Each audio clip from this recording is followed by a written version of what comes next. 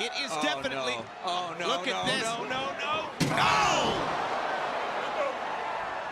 That's enough. Like the video, subscribe to the channel, and turn on those notifications. And once you're done, leave a comment down below and I just might end up responding.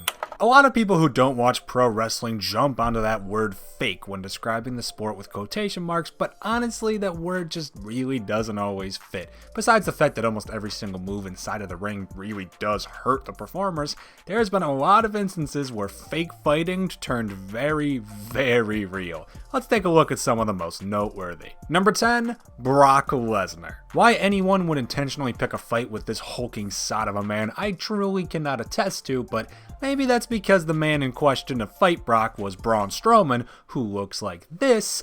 I do not look like this. During a matchup between the two that also featured everybody's big red demonic Mayor Kane, Braun Strowman might have made this list too after throwing a knee at Brock's head that hit way too hard.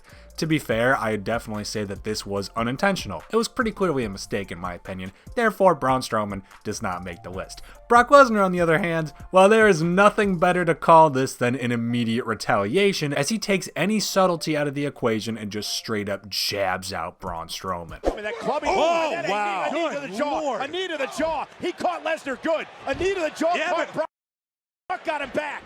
Number 9, Daniel Puder. Daniel Puder competed in the generally not great game show-esque competition, I guess, called Tough Enough. Basically, the idea was that a group of rookie nobodies were all competing week to week on WWE TV for a shot at a WWE contract, and hey, fun fact, without that show, we would have never gotten The Miz. And while Miz also didn't win, dare I say Daniel Puder made the bigger name for himself when it comes to strictly speaking Tough Enough. In fact, he might be the only truly noteworthy contestant in the show's not so illustrious history. The show was known for doing shoot competitions, i.e. putting its contestees into legitimate impromptu situations, such as being slammed very hard by a heel Big Show. One such event saw Kurt Angle come out to the ring and challenge each man to an impromptu wrestling match, and Puder, looking to make a name for himself, decided to apply his legitimate MMA knowledge to very quickly get Angle into an armbar. Like, a good armbar. Like, if Kurt Angle wasn't smart and quickly rolled Puder up into a pin, he would have spent time on the shelf rehabilitating that good armbar. Puder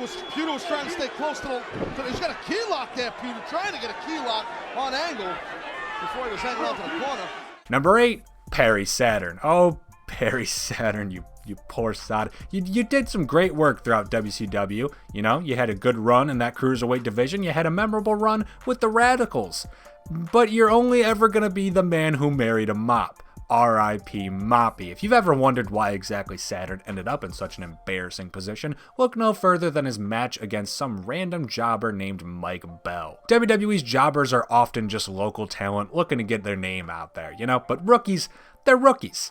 And rookies are prone to mistakes that the professionals often bypass. Bell accidentally dropped Perry right on top of his head, and damn did Perry Saturn make sure Mike Bell never botched that move again. Number 7, Nia Jax. Nope, this is not a joke entry. As far as I'm concerned, if a wrestler manages to injure just about double digits worth of opponents and is still green inside of the ring, still working recklessly, and somehow still injuring wrestlers as recently as like 2 damn months ago, I'm going to go ahead and say that's an intentional injury through and through. In fact, I would call them not only intentional injuries, but allowed injuries, as WWE's higher-ups clearly don't mind letting Nia run rampant without getting her in check. Nia, you seem like a cool enough woman through your socials, but please, for the sake of wrestler safety, can you get better at your job, please? Oh, somebody the size and strength, as you can see, of Nia Jax. Oh my God, the back of the neck into the bottom. Number 6, New Jack. And from one NJ intentionally hurting people right along to the next, New Jack likes to bring the bone breaking to people in a much more time-honored traditional sense, and by that, I mean unlike Nia, New Jack, he actually knows how to work inside the ring. Sometimes he just doesn't want to. There's been numerous occasions over the years where New Jack, for one reason or another, goes off and shoot fights his opponents. And let's just say his pain-bringing skills are a slight cut above the rest. For example, there was that time when Vic Grimes sort of out of a big falling spot, so in their next match against each other, Nia Jax threw Vic off the scaffolding and intentionally tried to throw him away from the tables that were designed to break his fall. Or how about the infamous Mass Trinidad incident where a 17-year-old lied his way into a match against Nia Jax, didn't know how to work, and Nia Jax busted him open with crutches, toasters, a fork, and the whole kitchen sink. Or maybe the time he beat the shit out of a 69-year-old man. Or when he literally stabbed a dude 16 times. Yeah, if you haven't seen The Dark Side of the Ring, give the Nia Jax episode a watch. That weapon. Oh no! No! No! Please no!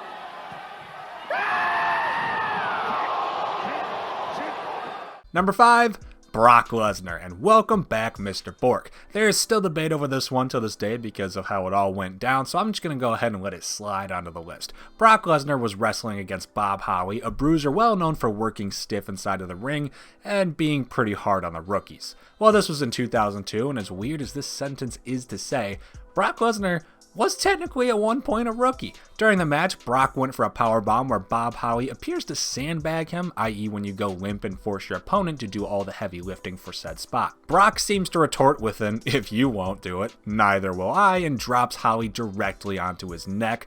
The reason people still aren't sure over this one mostly stems from Lesnar's little kick to Bob's head afterwards, despite possibly knowing the damage he had just inflicted. Was Brock just healing it up a little extra bit with no real harm intended? According to both men, yes, and it was simply an accident. Let us know in the comments what you think. Powerbomb here, and once again, Holly. Number 4, Sexy Star. I've praised Lucha Underground a lot before, but admittedly the thing I always disliked the most about the promotion was the insistence on pushing Sexy Star.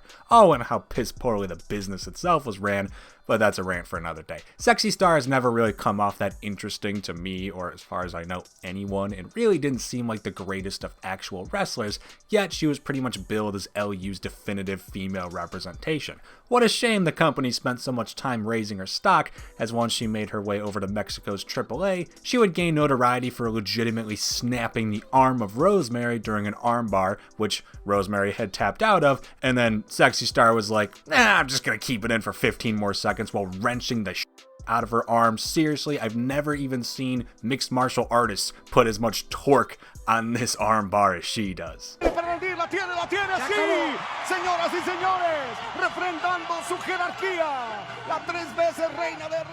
Number 3, the Brawl for All. Admittedly not one of Darkseid's best episodes, but still worth looking into if you're curious for some more details. The Brawl for All takes this spot due to its concept alone. We got a list about wrestlers intentionally fighting people. Well, here's an entire tournament designed around taking fake fighters and betting them to box for real. Hey, all you lower card wrestlers looking to make a name for yourself, you want to make it onto TV? You want to reach that imaginary brass ring? Go out there and fight.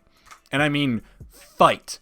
Beat your fellow untrained opponent down as badly as you can. A terrible idea designed to push one single superstar who lost in the second round and literally lost his career for it. Vince Russo, you idiot. Slow-mo right here. Right there. The left hand, but watch this right. He didn't do me any favors with the right. He was unable to protect himself. Number 2, Antonio Inoki. This one is about as simple as it gets. If you don't want to sell for one of the greatest Japanese legends of all time, he's gonna make you sell whether you like it or not. Screw context, show me the big man getting his. Ref is going like, whoa, whoa, hey, whoa. So the fat crawling around like a dog. And the Japanese guy boots him in the head again. And number 1, the Acolytes, also known as APA, also known as two dudes you don't want to piss off. And barring these stupid go f yourself Brawl for All and technically Nia, we've got the only entry on this list where intentionally beating the hell out of the opponent was pretty much a hit put out by the company itself. Let me explain. Public Enemy were a top team back in ECW before making their way over to the WWF and didn't exactly take to the whole respect concept. In a way, I can almost sort of respect a pair of dudes who paved a path and didn't change how they walked once the path led them to the top of the mountain, per se. On the other hand, the top of the mountain has a locker room full of monstrous-looking men ready to snap at a moment's notice. Keep in mind, this is the Attitude Era. And also, the boss of that mountain is Vince McMahon, who is big on the respect. So basically, PE comes into WWE, pisses everyone off, and dies for their sins. We call that poetic justice. It is definitely. No. Oh, no. Look at this. No. That's enough. And those are 10 times wrestlers intentionally hurt their opponents. What are your thoughts? Let us know in the comments down below. After liking the video, subscribe to the channel, and notifications, ring that bell.